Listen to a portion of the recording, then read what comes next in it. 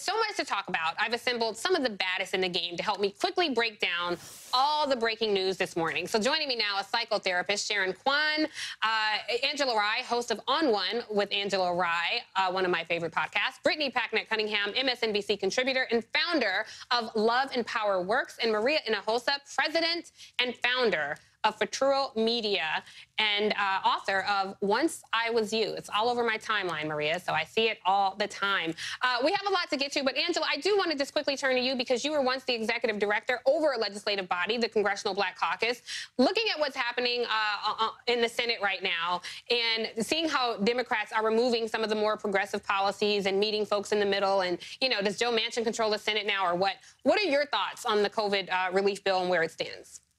Well, it looks like it's not just Joe Manchin. It's also Kyrsten Sinema. And what I would say is this is one of those times for the party, the Democratic Party, to show its power, right? It's time for the party to say, hey, if you're not going to vote in lockstep with what we know we need to give to the American people as it relates to real relief, there's going to be some issues. There's going to be some challenges. Maybe you don't get the campaign support through the DSCC that you ought to receive if you can't vote in line with what the party says it's in its best interest. I think that is a major issue. And as you all know, historically, it's been a problem, not just with Democrats being on message, but with being in alignment on policy. It is a big tent. And as a result, a lot of people somehow end up getting left out in the cold. Yeah, I mean, we're going to keep our eye on this. This is a major deal happening on Capitol Hill. Angela, you have to stick around and talk about that more because I think a lot of people don't understand the process. And I think when you're at home suffering and hungry, you really don't care about the process. You just want to know when money's going to hit your account. But I want to switch gears here quickly, and we'll come back to this topic because Governor Cuomo has found himself in some hot water. He's facing allegations of sexually harassing 3 women. Here's what one of his accusers had to say on CBS on Thursday. Yes. He asked if I had trouble enjoying being with someone because of my trauma. This seems highly inappropriate. Yeah. The governor asked me if I was sensitive to intimacy. In his office? Yes. During the workday. You have been quoted as saying that he also asked you about if you'd ever been with an older man. Yeah. He asked me if age difference mattered. He also explained that he was fine with anyone over 22. I think many of us on this panel have experienced something similar to what this young woman is describing. So, Brittany, for men who, you know, feign such confusion, like, what do we do? And everything we say, and I can't tell somebody they have a nice dress these days without it being something. Can you explain to men who have those questions the power dynamic of what it means when someone puts a young woman in that position?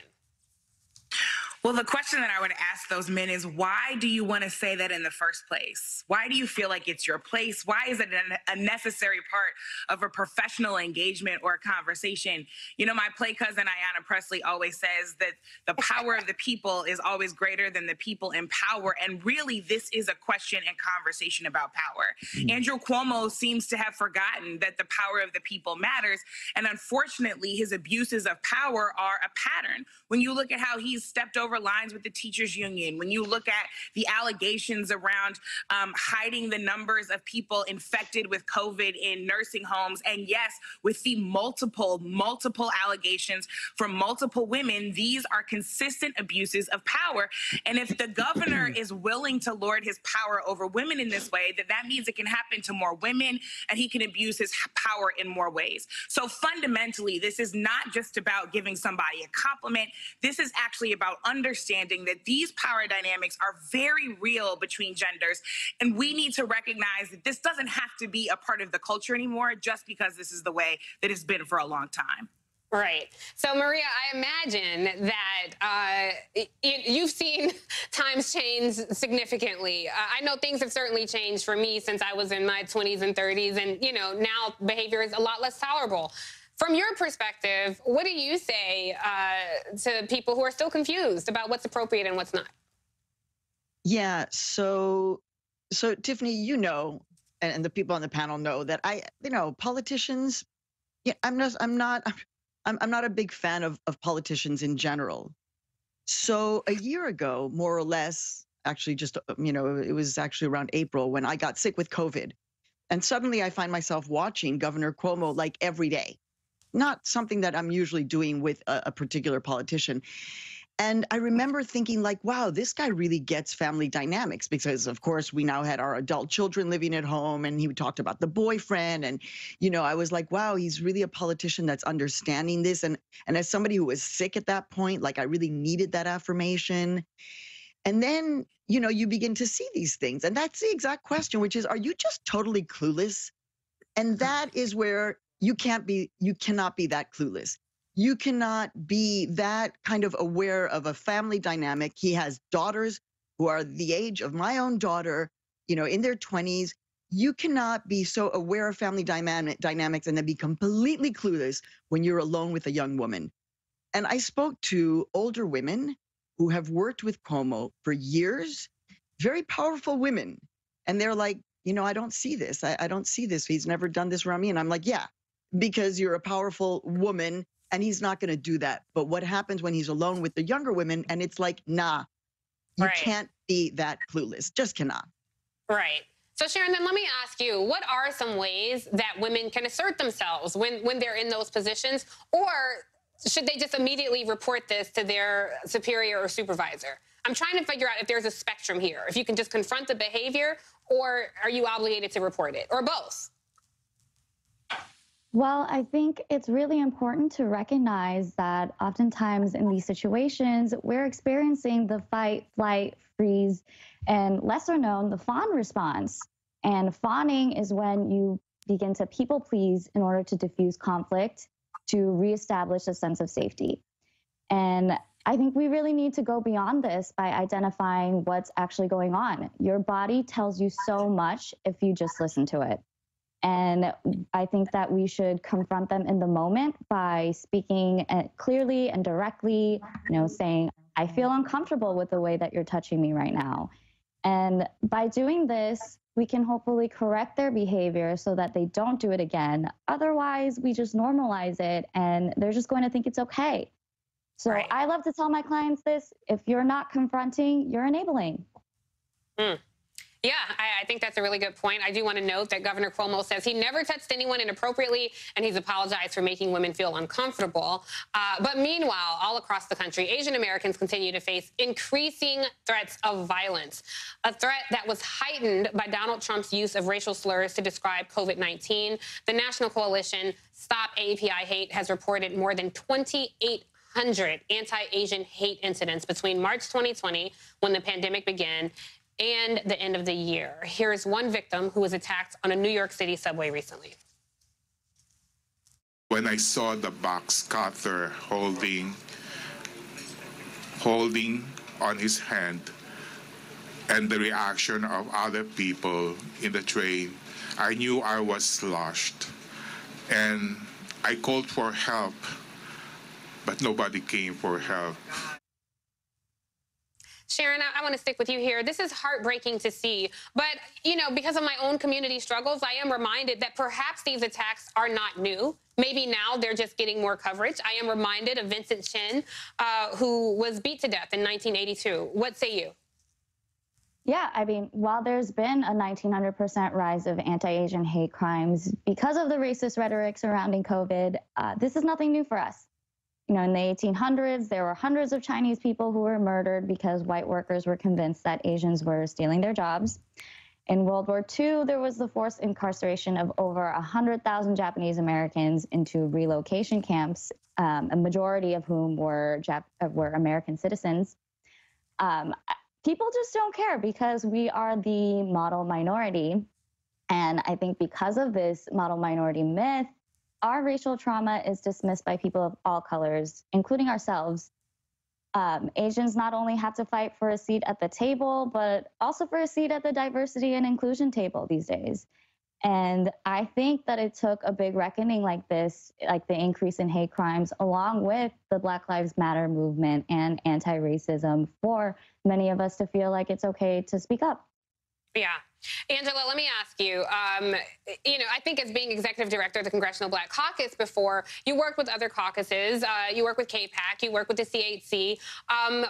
What do you say about allying with other people of color? Because I know a lot of people tell me, hey, why do you include Asian Americans? They're not people of color, which is not true. And I want to remind people all the time, this country hasn't been kind to any community of color. So from your perspective, what's your take on this?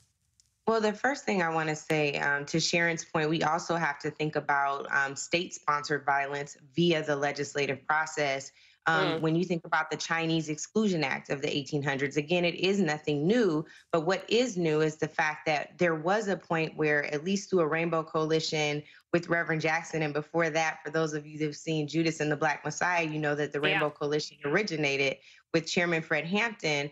And so the question really becomes, do we fight against all oppression, or are we selective about when we see oppression? Do we fight against racism, racist rhetoric like we should against xenophobia? Do we model like what happened in the state of California with a grant to UCLA to study the impacts of this racialized violence against the Asian American community? The grant is over $1.4 million.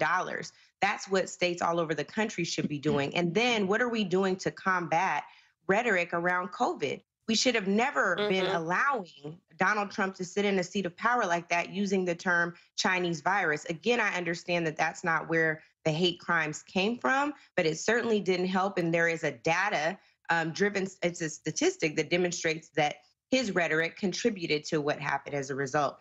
I think when we talk about working together, we have to always remember that we are stronger together, period, full stop. There is no ifs, ands, or buts. When we think about Black Lives Matter and all of the violence coming from police, right?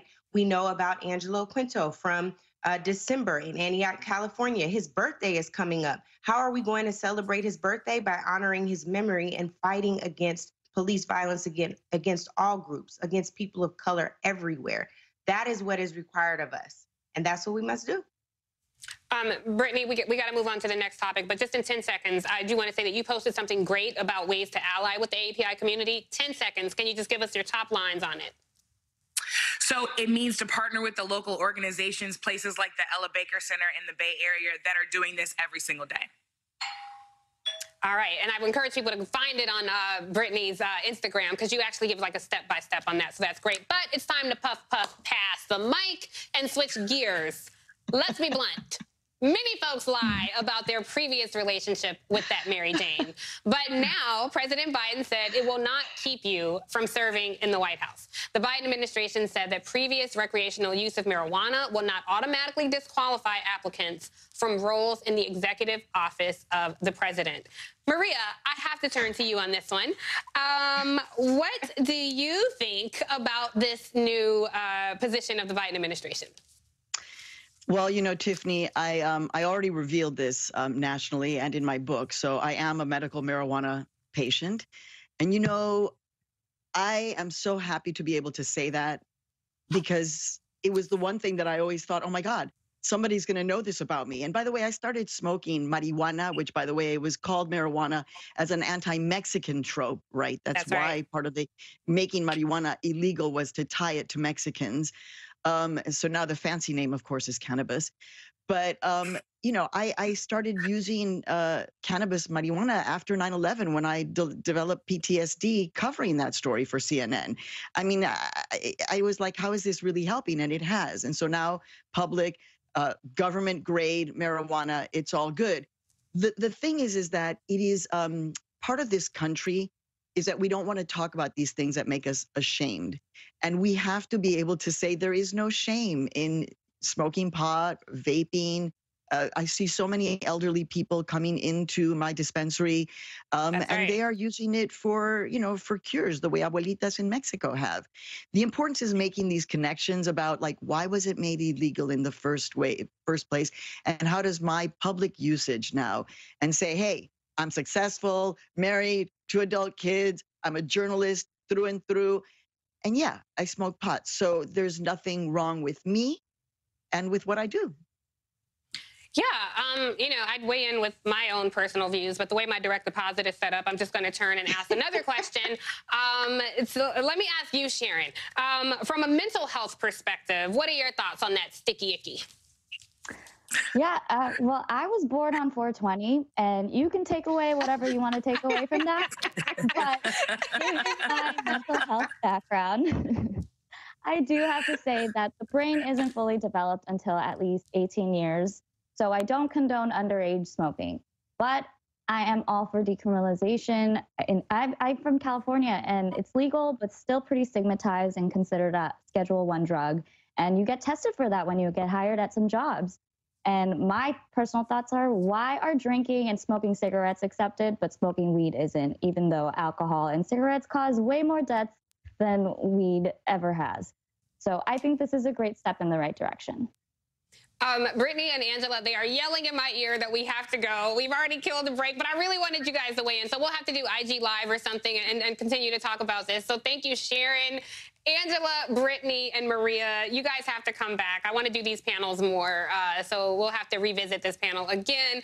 Don't go anywhere, though, because coming up, we'll dive into the police reform bill that was just passed by the House this week. So keep it right there on Cross Connection.